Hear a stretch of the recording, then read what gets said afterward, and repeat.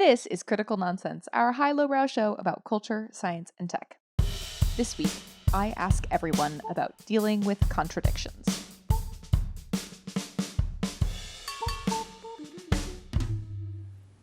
Woo!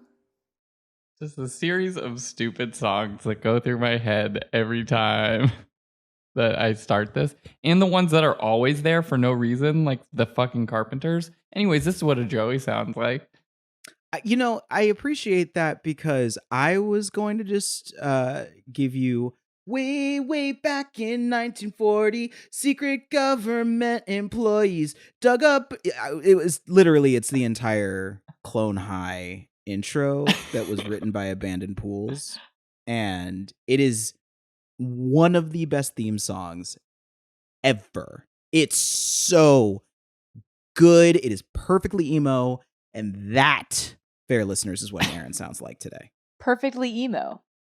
Perfectly emo. Another offshoot of our podcast. Yeah. And this is what our executive producer and embodiment of ennui, Jess Vander, sounds like. Hi, this is Jess. Oh, the ennui in that. Hello, this is Jess. I actually had, Aaron, why I was laughing was I had Björk in my head. And like trying. What song? It was Love Is All Around, where it was just all like is full of love. Or All Is Full of Love, you're right, yeah. Where it's just like twist your head around. It's all around you. She's perfect. Björk is perfect. And also the Björk SNL sketch is perfect too. Yes. Peak like old millennial or whatever we are, young millennial, I don't know. Peak geriatric bogey, millennial. Geriatric millennial who still references SNL, but damn it, that is a funny sketch. Thank you, Björk. Thank you, SNL. Do we need to call Super Nanny for anything, or does it appear like the house is fairly kept? We had a housekeeping thing we were talking about yesterday, Jess, but we also discussed that every time we're in the moment of the housekeeping, we forget the housekeeping things. So I don't remember. We're like, there were so many good housekeeping things related to the last episode that has completely escaped my memory. There was attendees housekeeping thing that you had referenced. Oh, it was just another reference. It's tender. Pretty tender. Pretty tender. Well, we're just going to consider this house clean then. Thank you all for your attendance. This is great content. You're loving this is capital C content. This is it. This is the peak. And actually, to that end, Jess, do you want to kick us off to talk about the thing that was on your mind? Yes. Brain? Mind? Is that the word we're using? I really couldn't remember if that was it. There seem to be so many contradictions lately. The biggest one being the talk of the town, for whatever you feel about it, or whatever you don't feel about it. We haven't talked about Barbie yet on this show. The talk of the ton. Talk of the town. And I think it is the contradiction of Barbie that is making it such a hubbub in many ways, because what it represents and how much we hate it as a society is the thing that is so compelling, especially when you could expect that this marketing marvel and movie behemoth could just be like terrible, and instead it's actually fueling a very, I think, fascinating conversation about all of this stuff. But it is not the only thing that embodies contradiction. I would obviously love to talk Barbie with you all, but I think it opens a conversation in general of how in our times today we are grappling with contradiction. I saw an article recently issued by the Times about the G-string and the history of the G-string being kind of like a thong, but instead Could you explain a G-string for the audience? Yeah, so it's kind of like a thong, typically used in sort of like bathing suit context, especially. But it's sort of like a underwear or bathing suit where there is a panel in the front, but instead of a panel in the back, there is a single sort of string that connects to another string at the waistline. This would be easier in visual format, so I am certain in the show notes we will be including a visual reference for Exhibit A. Point of It is order, Joey. a T. It is a T, not a tail. In Yes, that's a the rear, T, the not a strings tail. form like a sharp T. Oh. Yeah. Yes, which is confusing. Should that not be called A the T T string? Come on. Makes much more sense. Much more sense. Anywho, then they'd be like, "Is it T or tail?" Though they both start with T. True. But True. I had no idea that the provenance of the G string was actually not as a way to reduce the amount of cheek shown, but actually that Hmm. it was sort of a protest, or it's sort of like minimum requirement in a rejection of nude beaches and nudity. It was like, you need to have something, and it's like, fine, then we'll wear G-strings because Huh. it's actually like more than Technically nothing. covered. Right, Yeah. exactly. It's more than nothing as opposed to less than, bridges or whatever. I'm mixing my time arrows, but you understand, like, the context of that just like really sort of is interesting, and then you're like, oh, I don't know how to feel about this anymore. I think like the third example that I'll give, and then we should get into it, is the construct of Santa, because I think the construct of Santa as a child is the thing worth living for every year if you are a Santa believer and observer, A as Santer. I am a Santa. But that later in life, people grapple with a question of, and also their own doubts about Santa, and then wrestle with the question of how they want to engage with this construct in their own homes. And I don't know, I just think that there are so many different ways in which our world is dealing with mega contradictions. So I bring to you, in the spirit of Barbie, G-strings and Santa, how do we deal with contradiction? Best lead-in question we've ever done on this show. Brilliant. If that's not going to go on a t-shirt, I don't know what should. The thing that is interesting to me most about contradiction, and yes, I'm putting like kind of strategist 101 hat on, is like the first piece of feedback you always get. Creative tension. 100%. It's the tension that makes this thing interesting. If you're not pushing against anything, it's boring and there's no direction, there's no propulsion.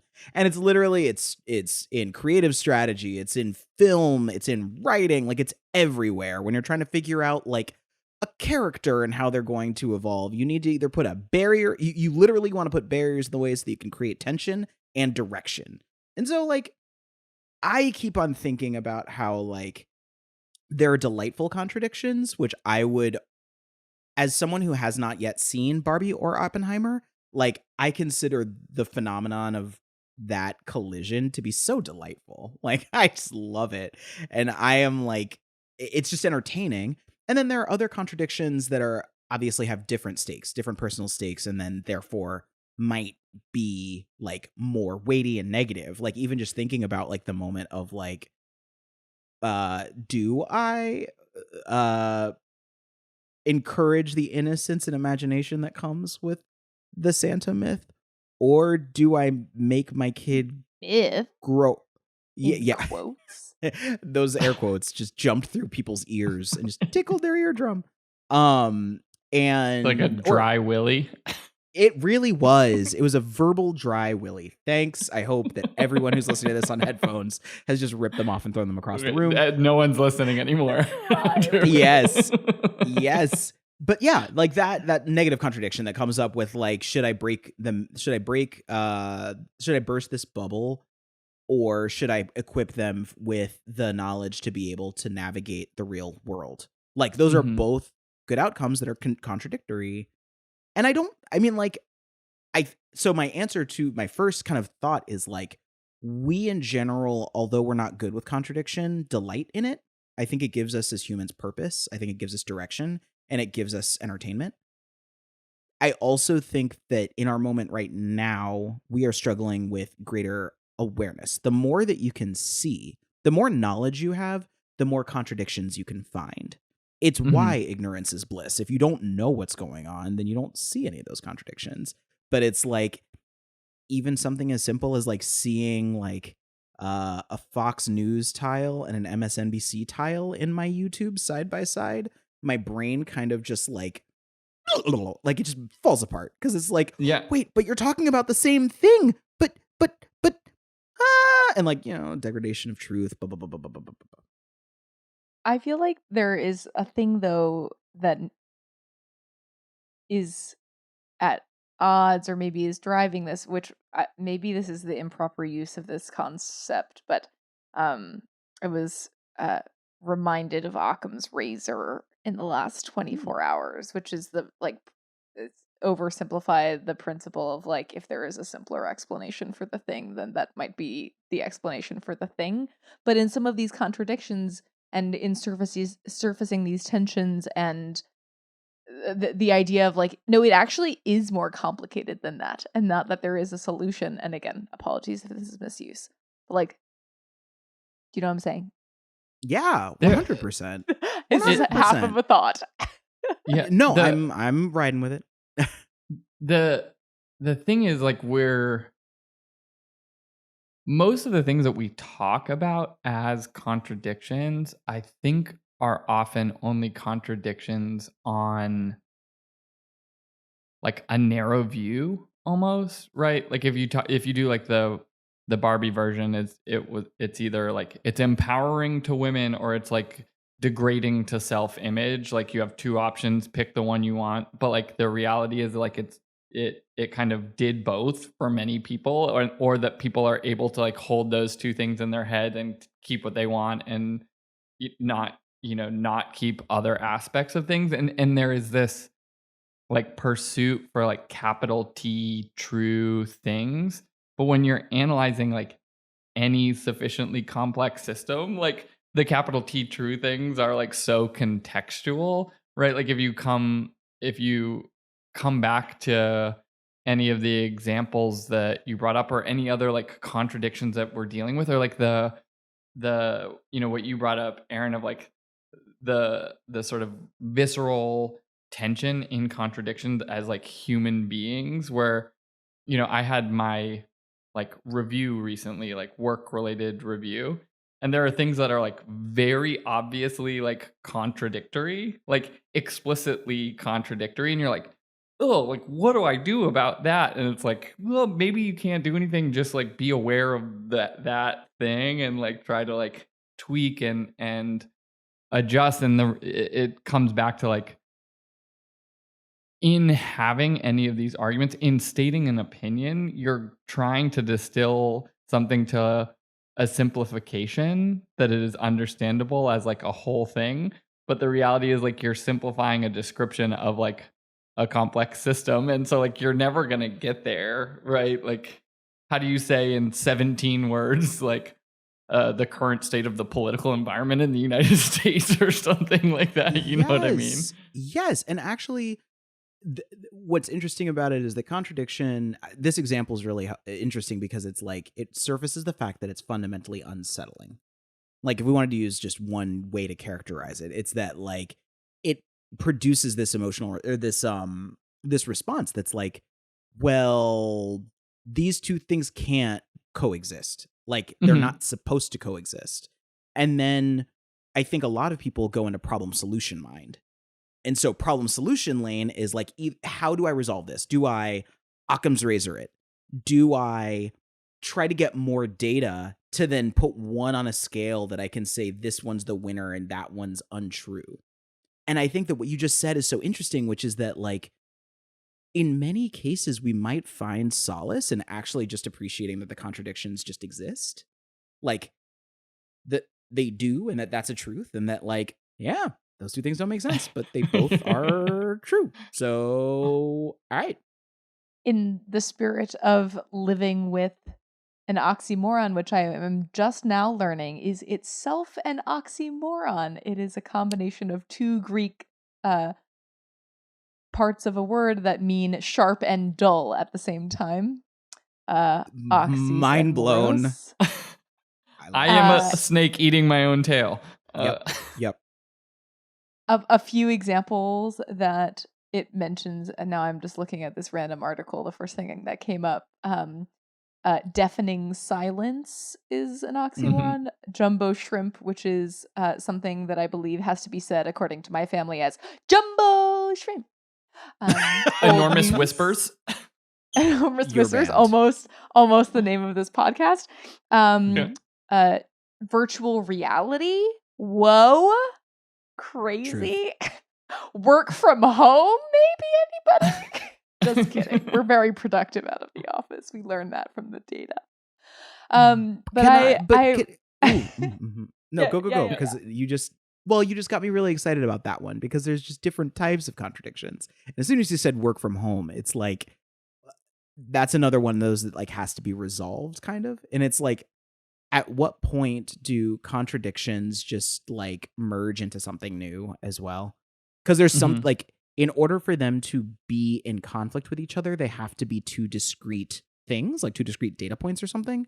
But like, if you actually go in the other direction and you just merge them together and you get this other concept like hybrid work, it's like, oh, well then it's like about navigating whatever that new definitional thing or outcome is. Like, is there a way, and I look at Joey as a parent, is there a way to keep the myth of Santa alive while also preparing them for the realities that imagination is a thing and that the real world is different? I think a lot of things are difficult in extremis, right? Like when you go really far, like for us, Santa is like, Becky didn't really want to do Santa, I did. So like our sort of agreement realm is like, Becky's like, we work hard and we bought her presents and we thought about the things to get her. Like she should know that her parents are doing those things. So the agreement is like, most of the presents are from us, but Santa also brings presents. And then we did Elf on the Shelf, but he's not a narc elf, for the record. He's not a narc. It's really just like a fun magical creature that just moves around the house for clarification, oftentimes Elf on a Shelf is used as like don't be naughty or nice. Like the elf is watching and you never know he's going to show up and then tell mom and dad that you've been bad, right? That's or he's going to tell Santa. He's going to tell Santa right. That he's reporting back. He's just like a hall monitor in your house on a shelf somewhere. But I think that like in extremis point is where like a lot of because like if I say a thing to you, I think our relationship with contradiction is sort of like gotcha, even like among friends or, like peers or online or whatever. It's like, well, you said this thing one time, so I got you because that thing contradicts your other point. And what that results in, I think, also is that then people take arguments that are like distillations that are simplified to extremes to try and be like, I'm not contradicting myself. And I think that's where like in some of like whatever the woke wars or whatever we're dealing with, I think is like you wind up in this like culture war about like an idea that people can't articulate. And I saw someone articulate it like what I thought was the best as like it's the dichotomy of like harm versus care with an extreme orientation towards harm reduction. But then if people are like, well, I'm trying to like reduce harm and it goes too far, then it gets like goes into like ad absurdum. And if you can, to your point before, where you can just sit in that idea of like, I believe this thing, like I want to reduce harm in the world, and like, but that is not the only thing that I believe in all situations or whatever. Like it's okay to like argue it most of the time, and then sometimes it's not relevant or something, right? Yes, and what I think I don't know, this might be a stretch to take it to this point, but I feel like that those two things should be able to coexist. Like that it's like that is actually enough. And that is really hard to grapple with. Makes me wonder if this is related to our most recent fascination and oft discussion on this podcast about multiverses, and like it has to Hmm. be an entirely different universe for those for those two things to possibly be able to exist. It's like maybe maybe that's just us like having a hard time grappling with things being able to exist in the same universe. A creative Ooh. manifestation of this tension. So there is something in all of this that goes to like the utility of contradiction. Like, Mm. are you using contradiction to make a point? And in Mhm. many cases, I think it's actually like we're using contradiction to disambiguate things because we are Mhm. so like order bound. Cause like as humans, we're just very, very focused on like, yes, what is black, what is right, or what is white, what is like human, what is animal. Like, I don't know. And when you get into this whole thing about like what are the different shades of multiversal distinction, it's sort of like, yeah, no, is the multiverse just could another universe just be one that has one fewer butterfly than this one? Like, Yeah. does it need to be one where the sky is green and people are what we would typically call traffic signs and just like, I don't know, roll down the street with very heavy wind? Um, but I do think the utility of contradiction might be wherein there can often be some solace, which is like how if we're blindly using or interfacing with contradiction, it doesn't feel. I think that increases the sense of this is uncomfortable, unsettling, and bad unsettling. But like if you're Yeah. thoughtful about it and you approach it in a way, it could be a means to an end. Is there an aspect of contradiction that is like it's relevant in discrete context, but we extend it so far? Like so like mathematical contradictions are like clean and it's like this is wrong because of these reasons and you can sort of like logic it out.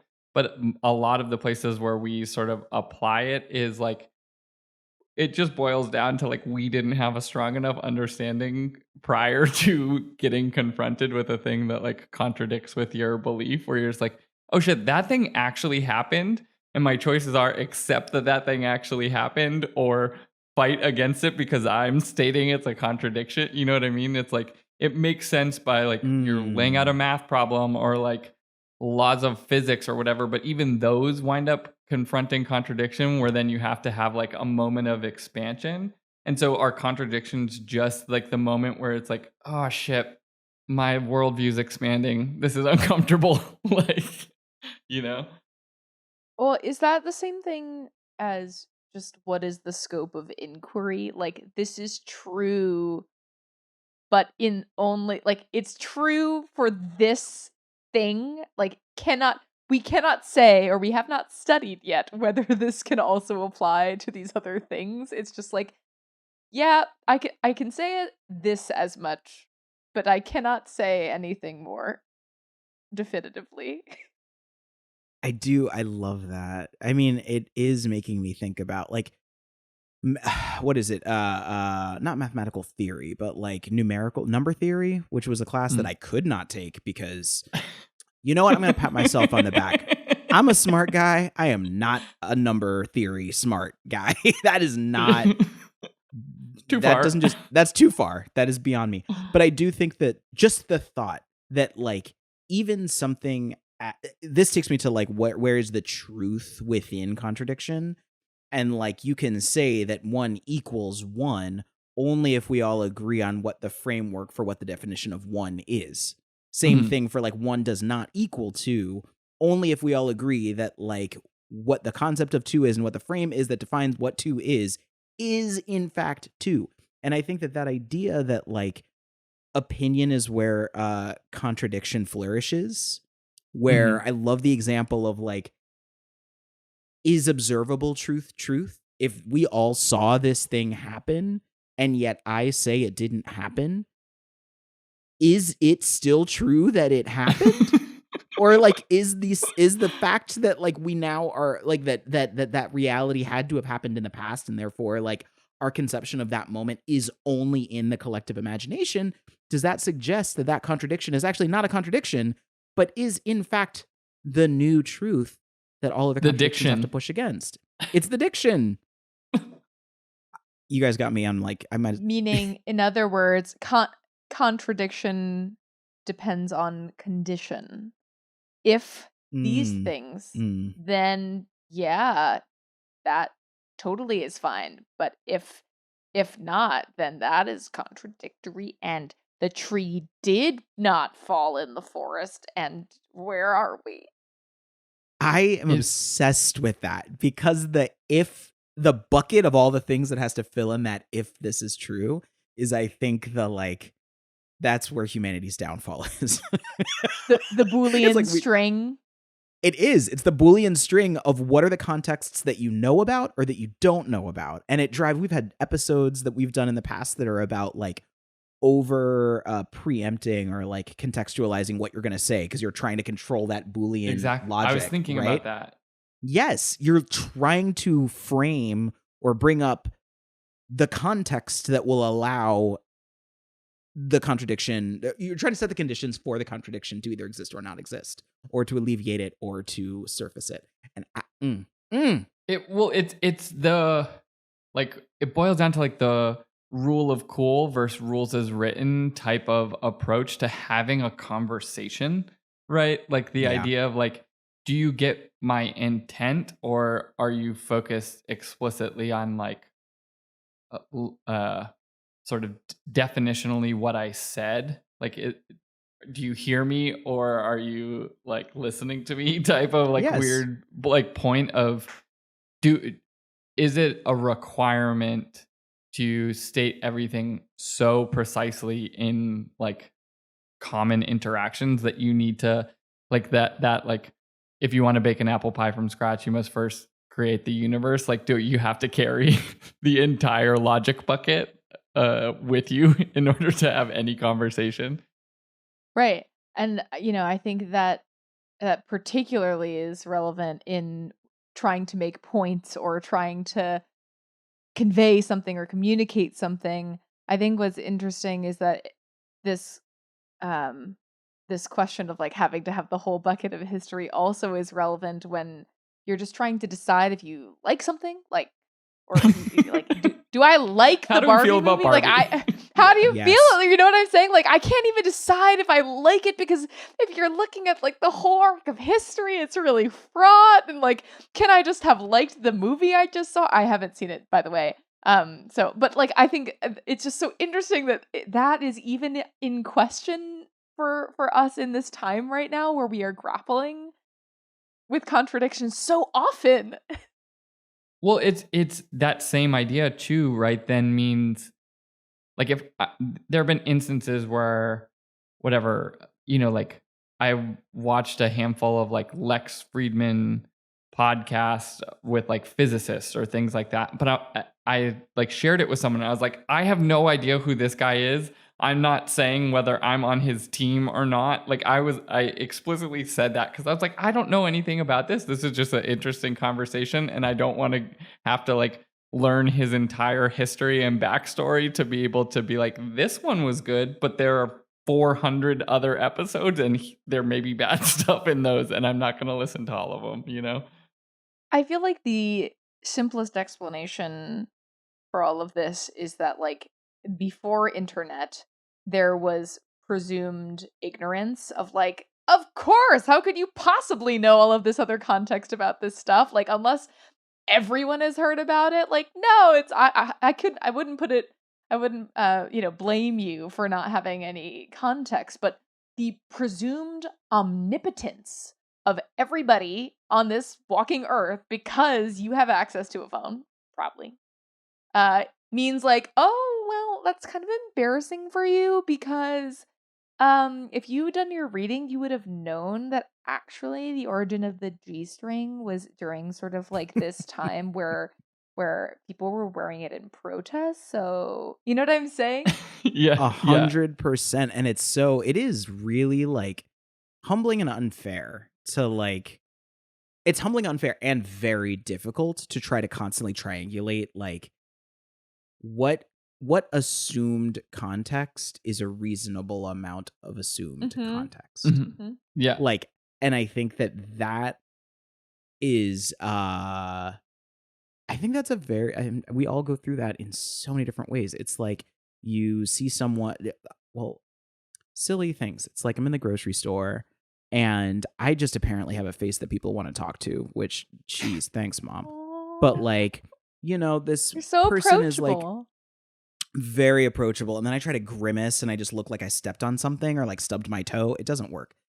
Same team. We look like giant babies. We look like giant babies. The Yeah. circular, for me, circular head. I can't. It's just it is. Mine just big ear. I Right, don't have before. this. No one comes and asks me for the photo. I get so, I- what did I oh. do wrong? No, I think you're doing everything right because it is such an inconvenience to be friendly looking. But yeah, so anyway, like Looking.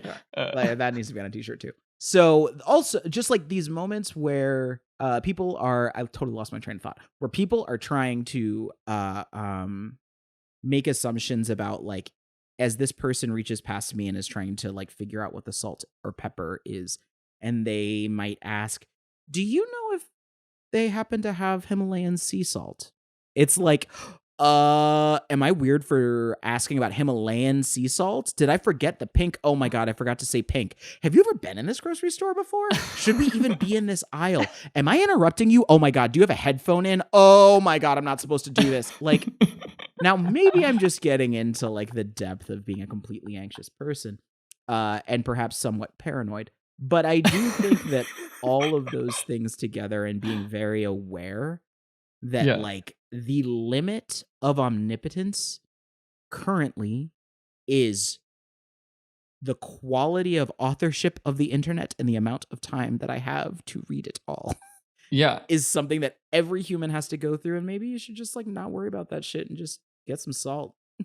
The Dr. Tressie McMillan Cottom, when she was talking about like thick conversations, was like, it should be okay just to be like, this person is like super out of pocket about this thing, but like super in pocket about another thing. And I can be like, I can fuck with them on the things that I fuck with them on, and like just I can ignore the rest. I don't have to carry the burden of like every individual's entire like history in order to like reference a singular idea that they had or to have one interaction with them. You know what I mean?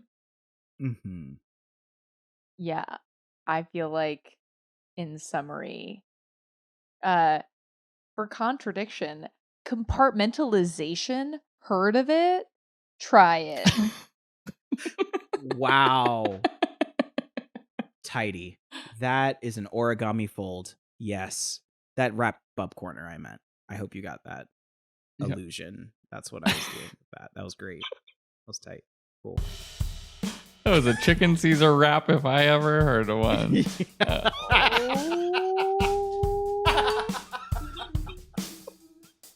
Yeah. In a chicken Caesar wrap, is the chicken crispy or grilled? No, because it's about to get killed by Brutus. That was deeply lame. That was deeply lame.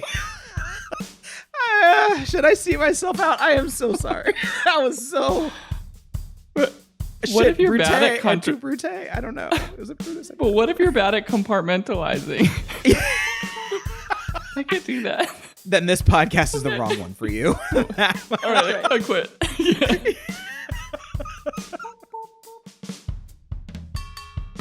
Critical Nonsense is a Sylvain compartment.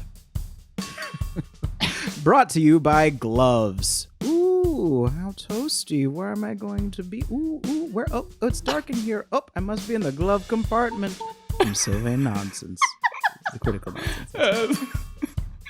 As always, we'd like to thank our executive producer and container store, Jess Vander. We would also like to thank our sound engineer and one big Lego block, like a box with like a top and stuff. Alex Contel, thank you for your sound engineering. We'd like to thank our programming coordinator and satchel full of tackle boxes, Les Jacobs. We would also definitely like to thank Zara Gilbert and Nora Mestrich, who flat pack all of the things, the design, the operations that make this podcast possible. So thank you both. And as always, thanks, Elen, for your diction. Yes, thank you. Sorry. Special thanks. Abandoned Pools for writing the theme song to Clone High. I Back thought in you the were just day. thinking like actual abandoned pools, and I was like, okay, we're going there. Yep, good for skateboarding and for haunted scenes, zombie apocalypses, man. maybe. That band is it. They even named themselves with the emo like nomenclature. If you do not remember The Remedy, which was probably their biggest hit, do yourself a favor. Go on to Spotify and check it out. Yeah, it's there, I'm sure. Special thanks to the special edition 2007 release of the Lego waffles. Yeah. These- Yes. Answer is yes. What? Oh, yes. Mm-hmm. These were a Kellogg's Yes. collab Yes. with Lego, Mhm. which admittedly a huge miss that they were technically called, I believe, Lego Eggo waffles when it should obviously just have been Lego waffles. Lego but waffles. Thank you. Yes, But, I saw them in the grocery store last month, and it is the first time that I considered buying Eggo waffles in decades. I'm not very sure if it would have disappointed, but maybe that's an episode to come. Yes, A we taste do have test. to get into waffleness. I would also like to thank the gaming thread at our company right now, because I'm enjoying the conversations that are just ping-ponging around a number of releases. I threw out a hot take that also might be for a future episode, which is, I don't think the hottest take, which is just that the entire Red Dead Redemption oeuvre, Game 1 and Game 2, are just too much. Like, I can't do it. It's just too much.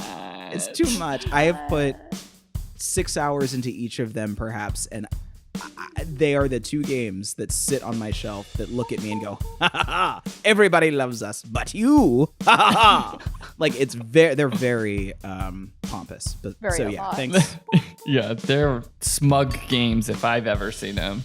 The No, snark I also agree. Thanks to Halo for still being good, because Yep. I bought the newest Xbox just to play that game that's not even that new. It's like 18 months old, but I was like, I played all the other ones and I liked them all, and this one is also good. Great. Still slaps. Yeah, nice. Reliable. Reliable. I only have one more, and I'm gonna draft off of Joey's techno optimism. Special thanks to the future. I want to believe that the future is going to be better than now. So special thanks, future us, for whatever things that we've done and implemented that are making things, whatever they might be, small, big, or otherwise, better. So thanks, Yeah. future. Yeah, big shout to the all Korean researchers who may have just solved room temperature superconductors. Big props to y'all for probably getting a Nobel Prize. Yeah. Fingers crossed. What does that Gonna be- enable yeah. for us? A lot. like a super lot. like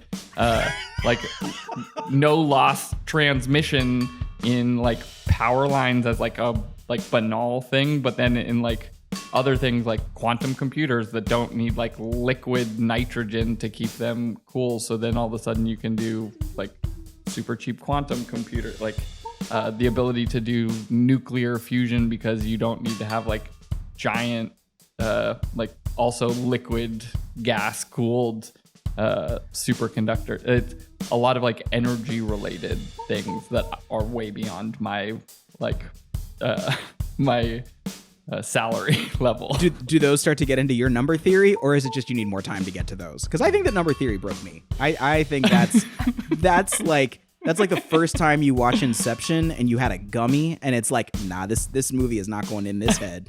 Not this time. Did you watch Tenet?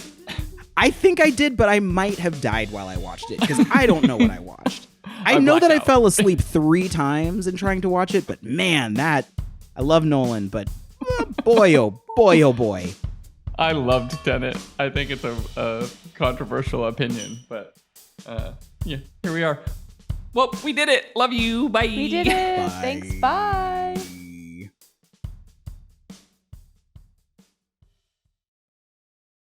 Oh, we did it. We did it.